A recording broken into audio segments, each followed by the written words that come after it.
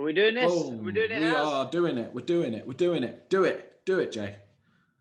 Welcome to some episode of Short Convos podcast. I said some as in a sum of numbers because I can't remember what number we're on.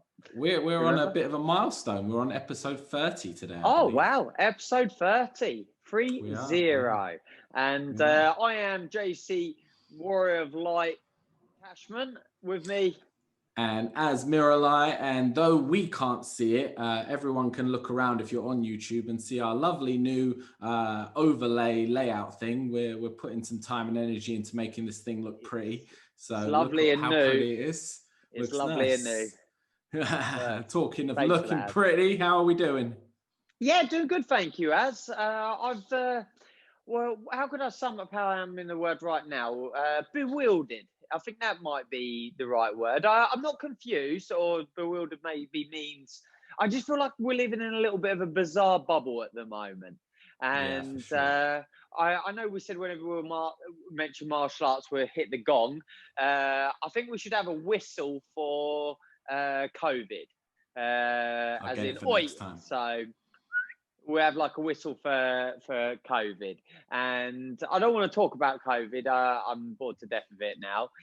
But we've had quite a significant change in our routine, though it doesn't appear the rest of the country's gone into lockdown yet. But our business, our way of life, and everything has.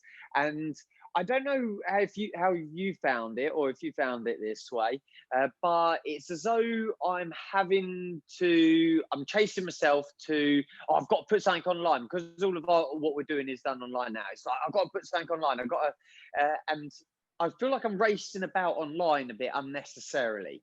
And yeah, I would like to just sort of sit back and chill for a bit, if that makes sense. And the last few weeks, like we said, we'd talk about politics last week, if anyone didn't catch our last episode. And I think we had I've not come into this podcast with any kind of preconceived, let's talk about that or talk about this. Obviously, I've got some notes in case it suddenly went quiet, what we can jump to. But yeah, there's no preconceived, because that's where I want to be right now. I don't want to be sort of chasing myself in a circle. Am I making any sense to you there, Az? And how's your week? How are you? Yeah, you feel like you're doing stuff for the sake of doing stuff. I don't know. I don't know if it's the sake of doing it for the sake of it, because I am doing stuff like, for instance, we've just had some grading results, and obviously that's something that we do. We have to get out there and everything else. It's not so much the doing stuff for the sake of it, because I'm very collective with how I do things. Like if it's nap time, it's for a reason. It's nap time. If it's work time, it's for a reason. It's work time. I don't feel like I'm what's the word where you just sort of doing things for the sake of it. I don't feel I'm Going through the motions. procrastinating, is it? I don't feel like Okay. I'm doing that, but I'm sort of just questioning the busyness of it all. I think I get you. I do understand. My whole relationship with the whole doing things online that are normally done in a physical space is I just know, and I think you feel the same. It's not the same. It's not as good, but I'd rather we did something than do nothing at all. Of course, yeah. Even though it is very much a compromise on both ends, both from the people who are receiving our service. But I think what people sometimes forget is how much we're compromising in terms of the way we like to do our jobs and the way we like to provide our service. Not that we're not looking for little tiny violins to feel sorry for us or anything like that. But it is a bit of a setback, and it is a bit of a knock to jump back onto all this online stuff sometimes, where you're used to doing it in a physical space. Yeah, as we're talking about it, like I don't think I see it more as I'm not. Last week I was frustrated. I was definitely not back last week. I was really, really frustrated. This week, it's I don't know if it's just a change of routine. When you go on holiday or you go away or you have some time out, there's almost like that period. I don't know if you do notice it, but I definitely do. There's a period that you go through of like a come down, especially if you're on on a relaxing holiday. There's like a come down that you work through. I just think routine is different at the moment. As much as we like to keep it to, you know, the set classes that we're doing on Zoom and everything else, it's still different because you're not going into the usual space. You're not leaving at the usual time. I think maybe that's a part of it as well. Routine, the week's changed. Yeah, I get that. Being pushed out of your routine, not Yeah. when you expected to be pushed out of it, if that makes sense. Because I think the other thing is when you go on a holiday or you got a planned trip, then you kind of know that you're going to be pulled out of it. But when you kind of get dragged out of it and put into something else, I think that can be a little disorientating, for lack of a better word.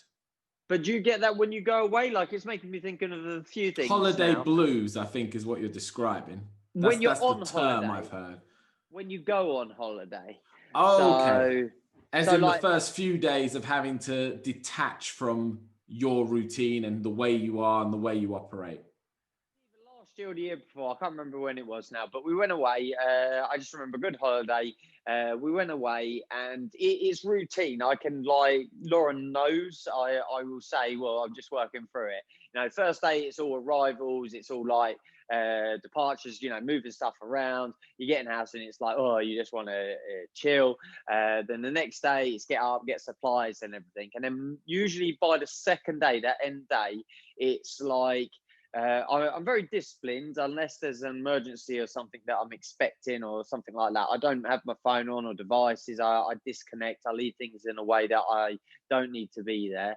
And there, yeah, a couple of days, and then there's this almost like release of it just coming out your body in a not a an actual sense, not fluid wise or something, but it coming out your body and you going like, oh, that's better, kind of thing. You Yeah. get it occasionally, like you can just sit down sometimes and be like at home and be like, oh, that's better. But I mean, it's like quite a significant thing. I can quite often be a bit of a bastard around that time as well. I can You be a mean bit up grouchy. until that point? Yeah, or particularly at that point, Mm. I can just not give a whatever, and then you just slip into the holiday or whatever it is, Phil.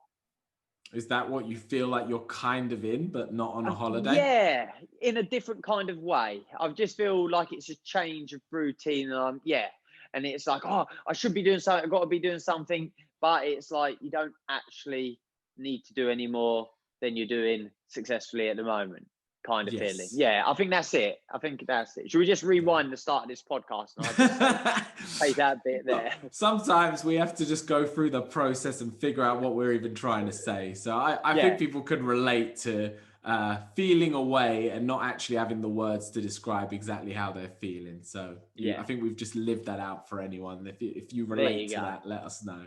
There we are. I wanted to ask you today about the word freedom.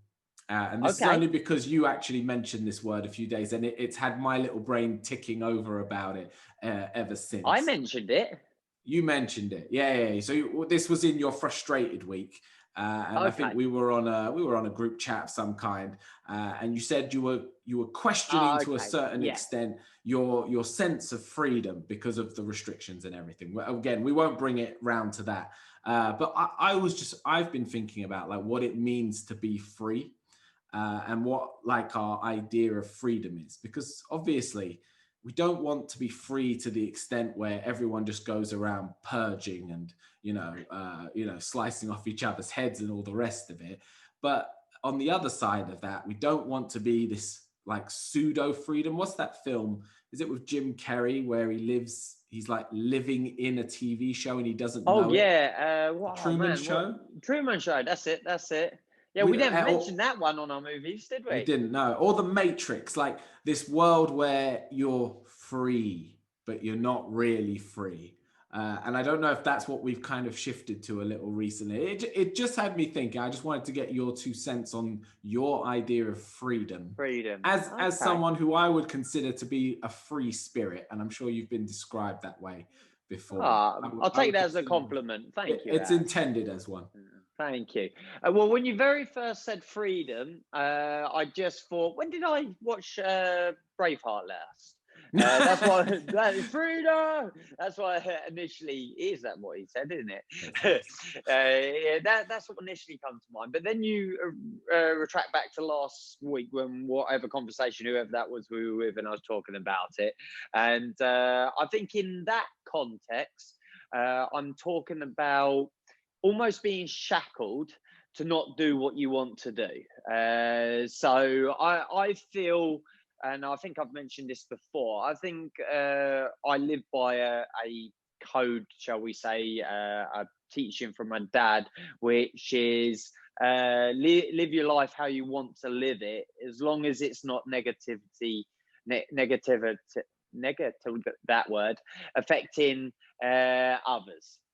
So as long as it's not having a negative effect on others, live your life. And I feel, or at that moment when I used the word freedom, my freedom to live how I want to, see the people I want to see, do the things I want to do, go to the places I want to go, all of those things has been taken away from me. And yeah, there has been a lot of death, there has been, you know, a lot of risk and everything else, but I don't think it weighs up the same. I'm just not seeing not the payoffs from, I'm just not seeing the balance at the moment. I'm not seeing the balance. Just downright honest, I'm not seeing the balance. And this doesn't even go into the economic side of things and everything else. Yeah, that's where I said I felt my freedom's taken away. But then when you mention the word freedom in its, if I'm talking about freedom in its most personal sense, one of my mum's favorite songs was Lighthouse Family. I wish I knew what it would feel like to be free. You familiar? I can't tell you the name of the song, but I know exactly what song you mean. It's got a bit of U2 one in it, and so sometimes it's referred to as that as well, but free. And my mum would always refer to that song. It was played at her funeral as one of the songs that we walked out to. And in that, it was more a case of, in that sense, it's more a case of no matter where you live, who you live, what, how, where, when, is being able to have that freedom just in yourself to be you. So I'm getting quite more deep and spiritual, away from freedom of shackles and chains. But that's what freedom really means to me, is being able to free yourself from the burdens and shackles of life which you put yourself upon. I suppose that actually ties in exactly with what I was talking about at the start, is I haven't found freedom in my time at the moment. Oh, I'm happy now. Yeah, all right, cool. I'll catch up with you next week. We're done. Bye, everybody. Good podcast. Session's done. You've been paying by the minute. Yeah. All right, yeah. I'm not free at the moment, but I've just found my freedom. I'm all good now. Well, no, I really like that, because I've felt the same way, that in the physical space, we're not free to do what we want to do. We could have a whole discussion about balancing responsibilities with freedoms, and the fact that we get to live in a first world country, and compared to other people, even with like the heaviest of restrictions, we're still a lot more free than some people are their entire lives. Great. But I think that thing of the deeper sense of freedom to be who you are and feel like you can be who you are is what really is important, regardless of circumstance, regardless of, like you said, where you live or who you're around. Yeah, just talking about that, I've had a light bulb go off, quite literally. It's almost, we were talking about depression and, you know, feeling down and all that the other week, and how sometimes, again, I don't know if you can relate, but literally it can be a light switch. It can literally be during a training session, as an example, with the bonsais outside, walking the dogs, playing with the kids, all up to that point, you're just not feeling great. No, it doesn't necessarily be all doom and gloom, but then something just almost, and that was like a light bulb moment there. And you could chain me up right now. You could shackle me and chain me. You could throw me in a dark, cold room, but I could sit there right now and still be free. Well, you're welcome. Yeah. Can we take a moment to appreciate, and I know you will because you love stuff like this, the completely undiscussed uniform thing we got going on here? Yes. Yeah. You are in a Zudi, right? There's a zip on that thing. There is. It is Zudi. Black t-shirt, white Zudi, white t-shirt, black Zudi. The black t-shirt wasn't intentional. Wasn't intentional. No. Was. Okay. Was not. The white. Was The not. white is. The white. Yes. Is. Okay. Yeah. Well, same. That's good. I'm good. Well, I was wearing the white t-shirt today, and then I realized I should be wearing black, and we went on top. But I like it. It's we're yin and yang in it today. Yeah. And should we go like bring the dark into the light? We'll just So switch if you, it. yeah. Now we're yang and yin in it. That's probably because you got then the dark within the light and the light within the dark. Now we're going somewhere weird. And that's freedom, balance, and freedom. Done. It's like the actual yin and yang, though, isn't it? The light is in the dark, and the dark is in the light. You have to see light in dark to appreciate the bad times. That there is light in dark, and you have to see dark in light to appreciate that light can't be there without recognizing the dark. Yes, the two must coexist. There is Yes. no one without the other. Yeah. I'll interrupt Beautiful. you. You're going to say something. You're good. I've realized, I don't know if all of, we started doing this top 3 thing. Yeah. They've all been food related so far, I believe, with the exception of the modes of transport. Oh, yes. Yes. And I keep trying to think up top 3s, and I don't know why, but I keep coming back to food. And I keep coming back to drinks and food and beverages. So I've been racking my brain to make sure that we had a top 3 that was not going to be food related. I wanted to check if you had one that you wanted to do, and if not, then I've got 3 food related. So you go. Oh, well, there we go. There it is. So I've got one recommended from my wife, which I'll throw at you. But if you prefer, we'll do the other one. So the one recommended by my wife was top 3 Star Wars characters. And we will go as far as saying, for example, Anakin, young Anakin, teen Anakin, and Darth Vader are 3 different characters. Yeah? Or top 3 bits of tech, as in your favorite bits of tech. Well, the missus wins. It's Star Wars, and we'll do the tech. I thought she would. We'll do the tech next week. I actually thought about that earlier, but I thought, that's a bit of a boring 3, isn't it? But yeah, let's do the tech, because the geek in us will love that, won't it? But let's do do that next week. Remember that for next week. Let's do the top 3 Star Wars. So I think you've already thought about this. So I have not. Okay. This was decided very within the last couple of hours. And I've not given it any thought, almost purposely, because I kind of wanted to organically let the truth come out. Yes. So do we want to announce our 3 or go 1 for 1? What have we done in the past? I don't know. This is so far we've announced the 3, and then the other person has announced the 3. So if we want to continue to be unshackled and shaking things up, then maybe we go 1 for 1.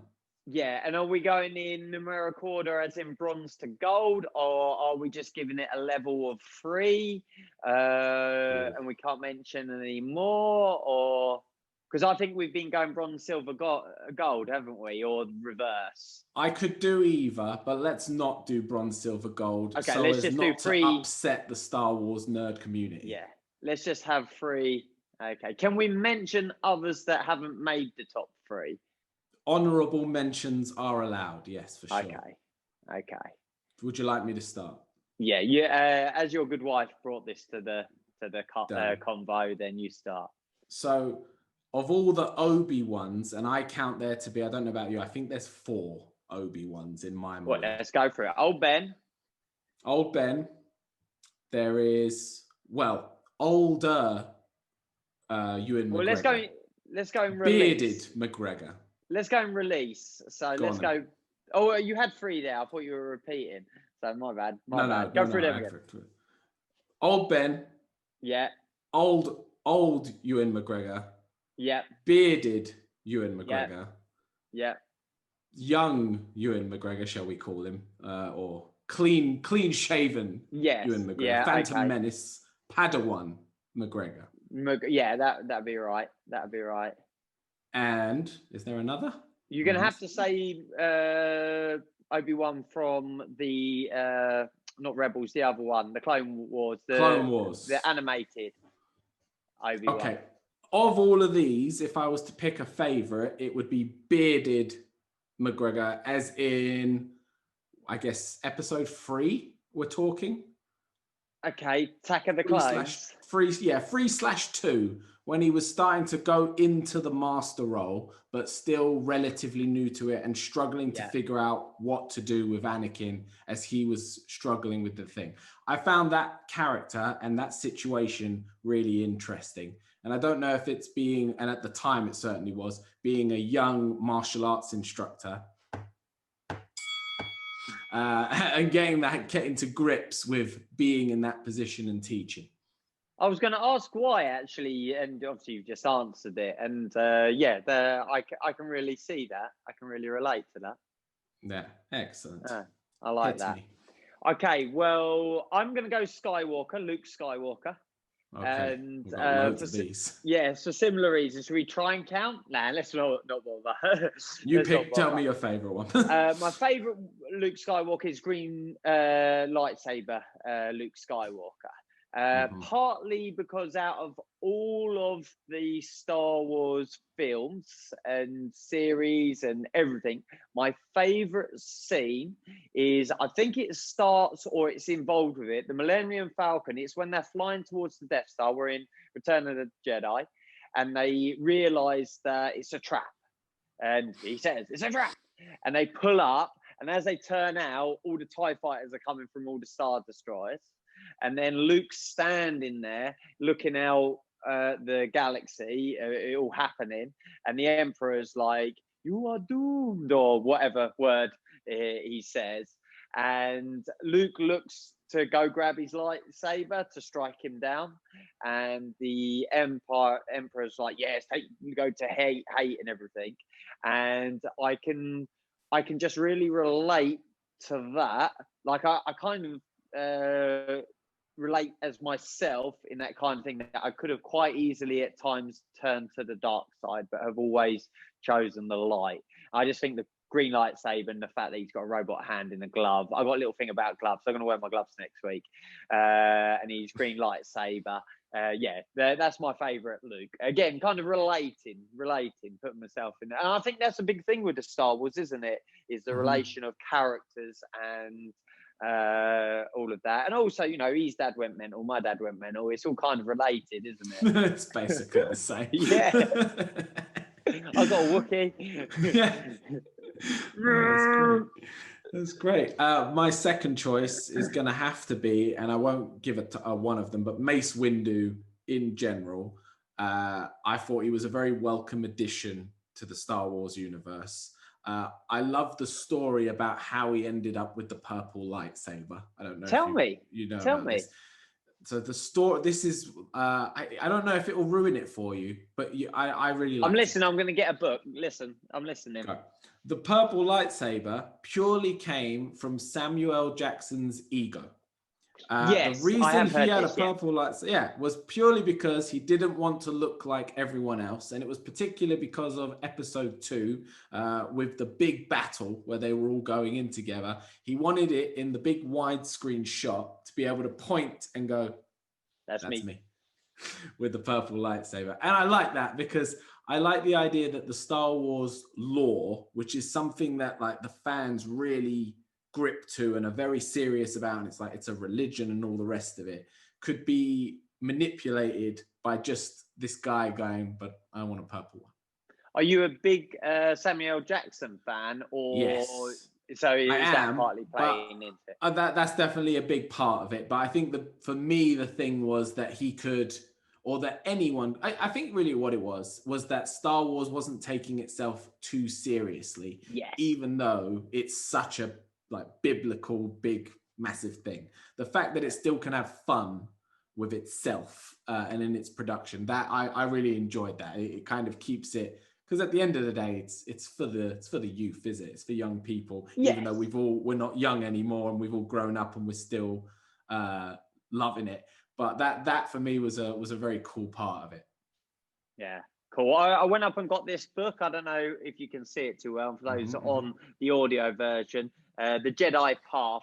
It's a really cool book, actually. It's been done designed in a way to make, well, it is really old, from a galaxy far, far away. And like there's scribblings in it, like by Yoda, and there's some dark magic there. I can't find a page, but being crossed out and everything. But you saying about the color of the lightsabers, it's actually mentioned in this book about the color, because the color represents your role as a Jedi. So I can't remember, but like the warriors were green and the farmers were yellow, and your different role as a Jedi would be a different color lightsaber. That's what they mentioned in that. But yeah, going off on the tangent there. Oh, good. Oh, good.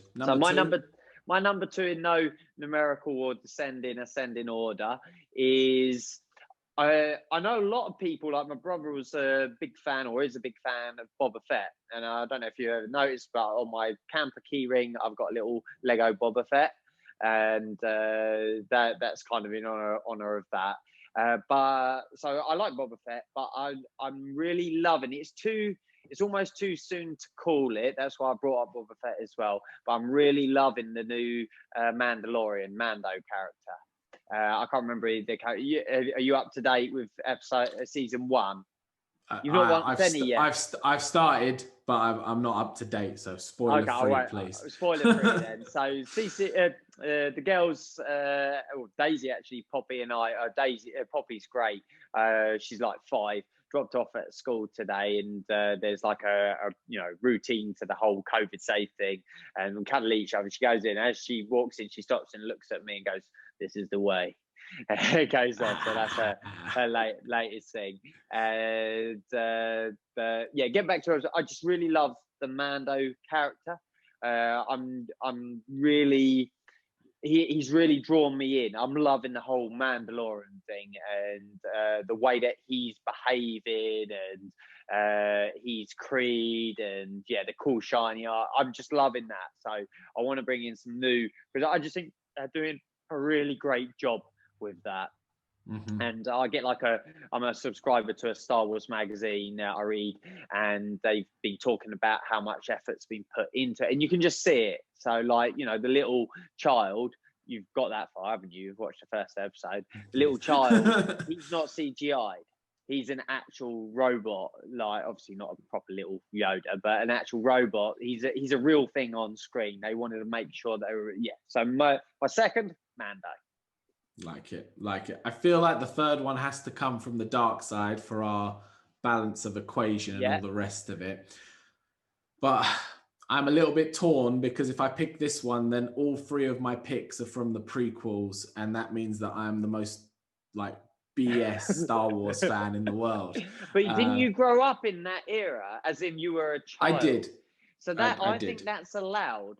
Because we were talking about this with the Hamiltons a little while ago, and Elliot, for instance, wore out the VHS or whatever those films. It might have been the original ones, but he's a proper big Star Wars fan, and he still to this day loves the prequels because he grew up with it. It was the real child Star Wars in a sense, wasn't it? But yeah, okay, I get a pass. I don't knock it. Yeah, you get a pass. I'll take it. In all fairness, though, because I'll give you my reasoning. So my one is Darth Maul from the dark side.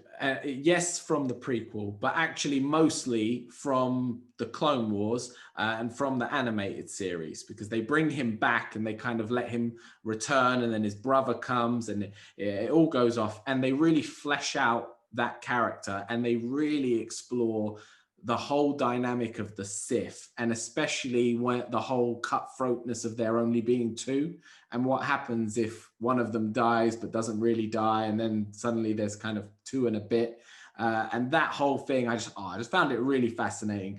And then from the thing, the whole double lightsaber, and I think at one point he does a butterfly kick, and he does a lot of martial arts mixed in with it. It just, it really, that character for me was just that was the first time I thought, this is really cool, beyond everything else that it is with, laser swords and all the rest of it. It just, that one hit home. So Darth Maul, and if I was going to go bronze, silver, gold, he would actually take my gold, I think. Really? Oh, wow. Yeah. That's strong praise. Brother made me a few years ago a little display of Lego figures, Star Wars Okay, figures. We got I it haven't seen this, in the or bathroom, maybe I have and haven't and noticed. that each is on their own little sort of podium as Platform. such, or platform on it. And when he gave it to me, he said, "Oh, you'll notice they're all original characters, as in from the original 3 films." He asked me which one's the odd one out, and I said, "Oh, Darth Maul, because he's from the prequels." And he's like, "Yeah, he was just too cool to keep out. You gotta have it. You gotta have him in." Yes, Justin. Yeah, I get that, and yeah, because those Clone Wars, like, even though they're cartoons, and even though they were pitched and like on Cartoon Network at a kid's house, some of them are really dark. In Oh, particular, really? ones that you mentioned as well, as in really quite heavily dark in the mind, not just Hmm. like dark scenery. Yeah. I mean, yeah, they're talking about like coming back from the dead and dealing with rejection and all sorts of stuff. It does goes to a real dark place. But I guess that's kind of the beauty of it, is they managed to do that, and you still could sit there with your kids and not feel like it's, oh, they shouldn't be watching this. Yeah, yeah. There we go. So my third, I would, as you called the gold, I would put Luke on gold for me. That's where I'll do it. And through his whole, I like the way it ended with him. I thought it was fitting for the character. I liked all of that. But my third for the topic of conversation, this one's really opened it up this week, hasn't it, for conversation? My third, I I would like to call a dark side, but I'm the light, so I'm not going to. And Darth Vader, I think, is just a really good villain. Even though you said Darth Maul, he's just really cool and he can do more than Darth Vader did in the first ones and all of that anyway, in a sense of butterfly kicks. But I think Darth Vader is a really cool villain. I like the whole samurai helmet and everything else. But I'd have to call, and then it's so tricky because I really like Han Solo. He's a really cool character. I love Chewie, the interaction, but they're sitting on the fringe Yes. of my favorite. I love them, and I love the Solo movie and that, but I'm not so relating to them, I don't think. So my third is Yoda. I just think the mastery of bringing that character to the film, like in Empire Strikes Back, and that, I think that whole scene where he's training Luke and it's do or do not, there is no try, and all of that, I just think is wicked. And I'd like to live to 900 years and look as good as he does. So I just think Yoda's like the ultimate wise man, and if I was fortunate to have those years, obviously not 900, I'd like to sort of portray that kind of wisdom. I suppose David Attenborough, to an extent, is a Yoda. We talked about him the other week, isn't he? He's not green, he's not got big ears, he's not 900 years, he's not far off, but you see where I'm coming from. I really like how that was placed. I like the whole, you don't have to be a big, strong person to be awesome and the greatest warrior of all time and all of those kind of things. He's just a little green dude with big ears. I just think that, to me, that's like, cool. Yeah, I love it. Yeah, Yoda's awesome. Yoda's the man. Yeah. Boom, dude, that was a banging top 3. Yeah, banging. We're going to have to, what we said for next? Devices. Okay. Devices, maybe we'll start it gadgets. with the devices next week then. We're introduced and we'll go straight in with the free tech. Well, staying with our weekly thing, I had it ready. I don't know if you were prepared for it, because you were prepared for that. Quote of the week? I'm good to go, but I'll let you take the lead. Well, I was sent mine actually by someone Bridget, who listened to last week's podcast and said, "Oh, I heard this or saw this and related very much to what you were talking about last week." So for those that aren't going in order or listened to last week, we spoke about politics. We had a rant, let's say, about politics, and so you got to listen to that one if you haven't. And there's a picture of a wise, I'd say, Native American chief. I would try and do an accent, but it would do it justice. Don't do that. So What if I told you that the left wing and the right wing belong to the same bird? Oh, I like it. So whenever there's anything political that's related to me, and someone now says, like, you've changed my view on voting, I'm going to vote every time now. I spoke to Lauren Nice. after that. But whenever it comes up in conversation at any time now with anyone, and they're asking my opinion, that's my answer. The left and That was right a wing great quote. belong to the same bird. I like it. My one, it kind of goes off topic of anything, well, that we've spoke about recently. And this is kind of, the quote about envy. So for anyone experiencing envy or you're dealing with anything like that, I like this one. Other people's grass may appear greener, but quite often it's been fertilized with bullshit. Even if it hasn't, get watering your own garden rather than envying someone else's. Like it. There we Where go. did that come from? So that comes from a guy called Paul McGee. He writes a lot of books that I like. He's called the Sumo Guy, and Sumo stands for Shut Up and Move On. And it's just his kind of philosophy and attitude to life in terms of just, keep going and getting on with things. And at the moment we're just getting hit with a lot of stuff. The Sumo has been very useful because we just keep powering through. And he talks about stuff like this envy. I'll get you. We need to do a book episode at some point. Yeah, We've been saying that, don't we? Okay, so we'll put that on the list for a future episode. Defo. And then, I feel like we're sort of going to the right place for it. I wrote this down a few weeks to chat about. I just noticed it when I was bringing up that quote there. And it's something that has always, I won't say plagued me. I don't mean it in a negative sense. We've talked about death before, haven't we? And we talked about it at length. We've talked about, assisted suicide. We talked about, the full shebang of it. And anyone that's listening for the first time needs to realize that when we talk about death, it's not necessarily a bad conversation. We don't look at death as being a bad thing. If anything, it's just something we all share, isn't it? So I wrote this down. It's something even from a really, really young age. I can remember sitting in the car with my dad at a real young age and somewhat getting upset. I always find there's an emotion really draws up when it comes to mind, and I suppose that's what's drawn me today, because we've been talking about different emotion and everything else. And I'll think about, at that time, the only death I knew was our pet dogs. And I'll think about our pet dogs and just that. So what I'm getting at, what I've written down is, I've had it a few times recently, that's why I've written it down, is the realization of one's own mortality. It's just something that has always been there with me. I don't really know why. And I don't mean it in a bad thing, good thing. It's just always, if anything, a good thing. Again, can you relate?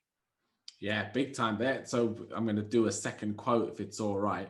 And I can't remember where it comes from. I'm sure you've heard it, but it says, we have two lives, and the second one begins when you realize you only have one. And it's all about that realization that your time is limited and that you are mortal, and what gives everything value, because at best you've got 90 good years, but really you have no idea when you're going to go. And I think about my mortality kind of constantly. It's always coming onto my mind, whereas my wife, after I've asked her about it, she doesn't tend to think about it at all. Doesn't tend to come to mind. I think that is, certain people do that a lot more than others, and I couldn't tell you why. I can't have the same conversation with my wife that I do with you, for instance, on this kind of thing, just how we're conversing right now. We've talked about it, Laura and I have talked about it before, all the things that we've spoken on here, we've talked about at some point. It's not like I can't talk to her, but we won't just have that sit down conversation. It's not a topic like I'll just bring up like with you right now. And but I personally think realizing your own mortality, it has benefits to it.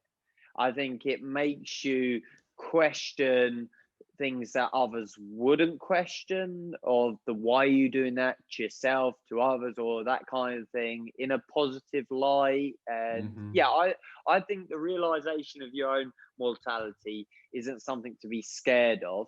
And I think we've spoken before, whenever we've spoken about death, is a lot of people just seem to be scared by the whole subject of it, mortality being one of it. Yeah, it is scary because it's the unknown. I think that's what scares most people, is as much as we might like to have faith in a certain thing or a belief, or we've got this anecdotal story of someone who died for a few minutes and came back to life. The reality is none of us know what's on the other side, and there's no way of knowing. And the only way we're going to find out is when we eventually get there. So I think for a lot of people, they'd rather just not think about it till it comes. And then others, we tend to ponder on it a little bit. But I don't think it's a negative. I've never seen death as a negative. And it's sometimes why I get into hot water with people where they think I'm being insensitive or being cruel. And it's not my intention. It's just that I don't see death as a taboo or as a bad thing to happen to people. It's a natural part of life. And even you dying young, it's for you, it's natural. It's what was meant to happen to you. You were going to die at that age. That's just what it is. It's not nice. No one likes to think about a baby dying or a young child dying. That's a sad idea. But death in itself is a very natural thing. And I don't think we should be squeamish about it. And I do think we should talk about it more.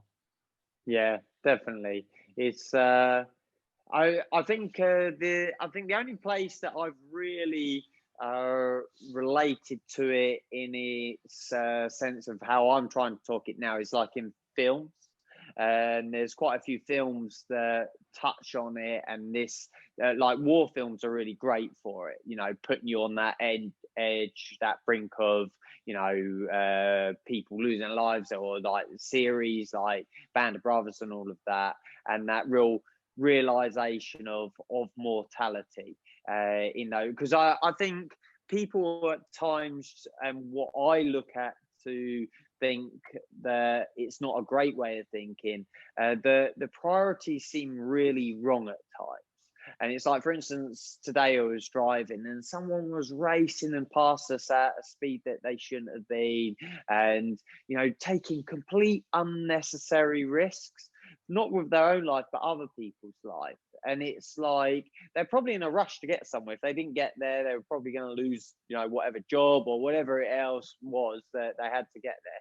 But when you stand back and you look at it and go, whoa, wait a minute, you're mortal. You're not going to come back if we get this wrong, kind of thing. And the person that you hit and that kind of thing. And I think the death that I've experienced, especially close, has really given one a perspective on that. As like I've said, I've always had this realization of mortality from a young age, but as I've got a bit older and I've now experienced a lot of close death, you get desensitized to it, definitely. So I would have in the past, if someone said, oh, you know, so and so died, it would be like, oh my gosh, I would have been a lot more like that. Now it's like, not yeah, so what, but it's like, yeah, it's natural course of things, isn't it? I think that's a bit of a safety that your body puts up, a bit of a safeguarding. And yeah, I think one just gets a bit more perspective on it all. Yeah, it's also just coming to terms with it. I think you've experienced a lot more of it than I have in terms of close relatives and that. You know, I've still got a lot of my grandparents, both my parents, all the rest of it. So it's all to come for me. But I know my attitude in comparison, let's say, to my sisters, when one of my parents dies, I know full well that I'm going to be the shoulder that's lent on to cry because I'm going to handle it better. And it's not that I love my mum less than my sister does. I just have a different relationship to what death is. And to just what it means. I just don't, like I said, it's for me, it's not a negative. It's sad to lose people, and you'd wish they'd be around for longer so that you can have more memories, but we're going to go when we go. And it might draw up some, you know, comments and things like that, And but that's really like drawing to the situation we're in right now, which drew to how I felt at the start of the chat, and we were talking about freedom and everything, is ultimately this whole COVID thing is, unless you go down the conspiracy theory, is all about death, isn't it?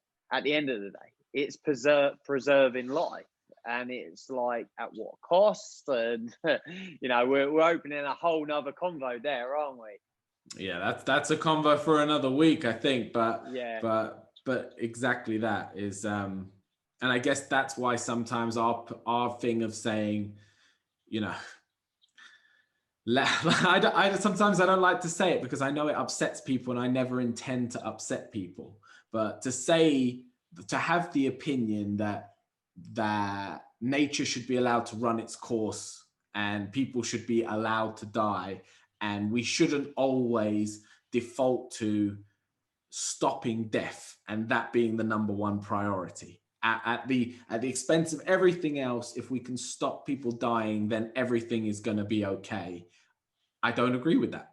I sometimes that doesn't sit right with me, and I don't think it's the right decision. And I think quality of life and stuff like that means a lot more than just how many years can you get on the clock. And again, we can draw that to the situation of right now. How many people are losing a quality of life, a business, and just for instance, getting married and all of those sort of things because of what's being conducted at the moment. It's it just came to mind. Like, I'm surrounded, you can't really see it at this time, you can see it better in the summer, but I'm surrounded by plants and my bonsais and that. What's your relation, because we've been speaking very much on our own self, so relation to us as human beings and our mortality. What's your relation to plants or even animals and death? Like, we've spoken about the food side of things a little bit, and animals and eating them. We spoke about that with the David Attenborough podcast. But what about with plants and that? Where's your relationship with that? It's very much the same. I respect living creatures all the way down to plants. I have plants that I take care of, but if a fire came and destroyed my plants, if I had a house fire and it burnt my bonsais down, whilst I might go through a little process of feeling a bit sad about Grief. grief, I would move past it, and I'd understand that was meant to happen to that plant. And same for animals and pets. You know, I'd get sad about it, but it wouldn't break me by any means. And I hear people, oh, when my dog goes, that'll be the death of me. I don't know how I'll get past it. And I'm just like, don't get me wrong, I know you love it, but it's a dog, and they don't live very long, and you should come to peace with that. I can mention it now. I haven't mentioned it on previous podcasts. Maybe we'll do a pet episode as well. We haven't talked about pets yet, have we? So I know the little one's asleep, and the middle one knows now, so it doesn't matter if she hears. But we're getting a puppy next month, and one of the reasons we're doing that is because the whole crossover. Like, Bruce is an older dog now. Hopefully, he's got a lot more years left in his legs. But the whole crossover of that, to have an animal that would have been with him to then be with the next one, or like all of our German Shepherds have all crossed over. One has always been around while the other one's been around with the previous one, which is really, really nice. Goes back generations. And like you talk about animals, and I know some people, you talk about, or they would say, oh, we had a shepherd once, but we'd never have another one after they died. And it's like, I get that, because it is like losing a member of the family, but are you not shortening your life's own enjoyment? And that's what it comes back to with the mortality of something. You're not shortening your own life's enjoyment by not realizing that you're mortal yourself. Yes, and on that, I don't think it does any disservice to the memory of someone who's passed, or something like a dog, to then get another one. So I don't think you're being disrespectful or dishonorable to your past dog by getting a new dog and having a new relationship and having new, like you said, pleasurable memories and moments with that new pet. And I think sometimes that's what people feel, is they've got some weird guilt attached, that they're like going against something's going, you know, especially let's say your partner dies and you end up getting, you know, you have another relationship moving forward. I imagine that people go through a lot of guilt and weird feelings that they have to go through in that process. Not saying that that's what would happen, but just as an example, like in comparison. Well, no, I do know people, but if we go back to dogs, like I've never thought of it that way, the way that you've just put it, as in the guilt of a new relationship. I'm talking about a dog right now, but I've always thought of it as people refer to, I could never have another one, because they wouldn't want to go through that sadness again. The sadness of the dog dying because it died overrides the goodness of getting a new, and then that comes down to winning and losing. Like we've talked about the competitive side of things and that before in previous podcasts. And some people, they take losing so badly that they never want to do it again because they never want to feel that way. But this is on a whole nother level, isn't it, with life? And then, I know people that don't take on board. But I think when it comes to another half, there is a lot more dynamics involved, isn't there? Especially if it was a parent, and if you didn't like the other half because it's not quite straightforward, is it? But no, it's all the same kind of thing, though, isn't it? As well. It is. It is. Yeah. And I hope anyone who's listened to that has not thought that was a morbid conversation, because that's kind of what I'm trailing it back to, is we're really not trying to just be all sad and morbid with it. And if anything, it's quite the opposite, that you can just have a conversation with it about it without it needing to leave you feeling, I don't know about you, I don't feel down now that we've had that conversation. If anything, it picks me up a little bit in a weird kind of way. Because it just reminds you, it's what's that? That's a Bruce Springsteen line, isn't it? Ain't no sin to be glad you're alive. Badlands, yeah. There we go. And poor man want to be rich man want to be king. So that's the full line. Well, like, it'd be a nice way to wrap this episode up, just talking about conversations and why we basically have our weekly conversation. I come to talk to you knowing that I can talk about things, offload, rant, talk of interest, Star Wars, because it's almost like a way of putting it, there's no judgment, there's no, we relate, and there's balance to it. So like last week we ranted about politics, we spoke about our displeasure and our anger towards it, but then we spoke about solution and maybe what could work. And then this week we talk about death, which is a bit of a doom and gloom and everything else, but we talk also about it's actually part of the course of things, and it can be a good thing if you put it in the right box in your head. And I think that's the big thing with our conversation. It just comes back to that balance, and I think it's just good to talk about it.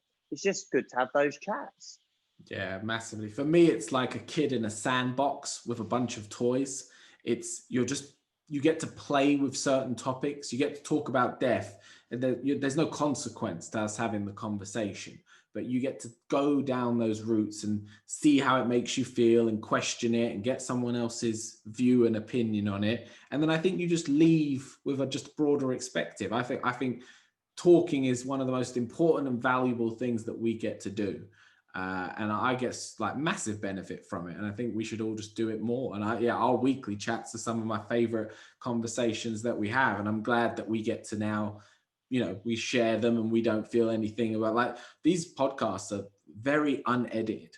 I don't go through them and pull out things that I'm like, oh, I don't know if that's appropriate. They're not edited at all. The whole thing goes up, it gets up there, and people get to listen to it. So I don't think people should be. I think people should have more conversations. Yes. Should we leave it on that? Keep the convo going. I think that was a great convo. Guys, comment topics for us. So if there's anything you'd like to hear our opinions on. Top threes. Give us some things. Make it. Let's get this freeway conversation going. Yeah, quotes as well. The whole thing. All good. And don't take the piss out of me for my Star Wars choices. We'll see you Pink next week, lightsaber. guys. Ciao. Peace.